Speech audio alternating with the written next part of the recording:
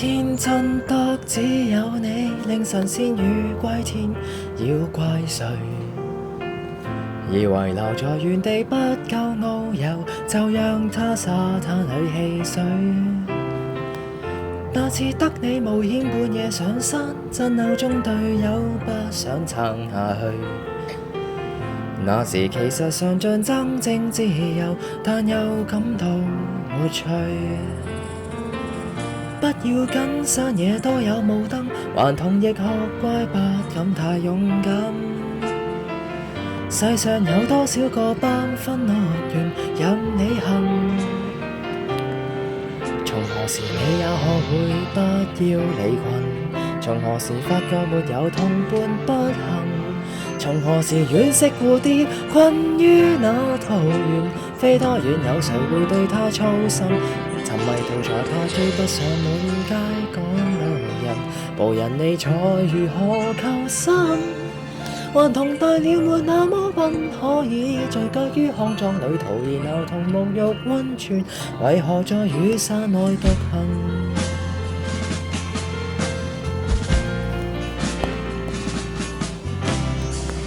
這麼多好去處，還有多獨家村去探誰？既然沿着尋夢之旅出發，就站出點吸引讚許。逛到幾個睡房到達教堂，方知一路飛奔走80歲。既然沿着情路走到這裏，盡量不要後退。親愛的，闖遍所有路燈，還是令大家開心要緊。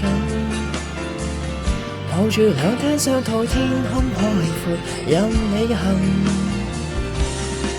從何時你也學會不要離群？從何時發覺沒有同伴不行？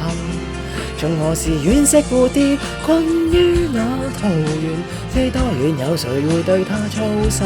沉迷圖才怕追不上滿街趕路人，無人理睬如何求生？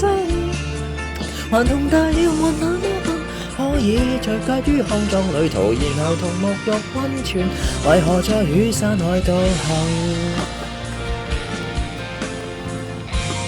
？Yeah, yeah, yeah, yeah.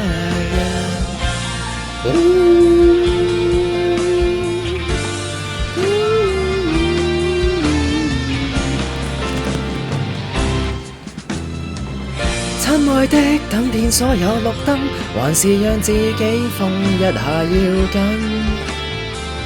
抱住兩廳雙套，天空海闊任你行。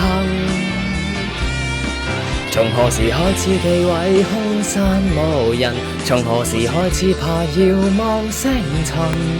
原來神仙於環道，大海會斷魂，聽不到世人愛聽的福音。沉迷圖才怕追不上滿街趕路人，無人理睬如何求生？頑童大了沒那麼笨，可以聚腳於康莊旅途，然後同沐浴溫泉，為何在赤地上獨行？頑童大了別再追問，可以任麼走怎麼到頭來又隨着大隊走？人群是那麼像羊群。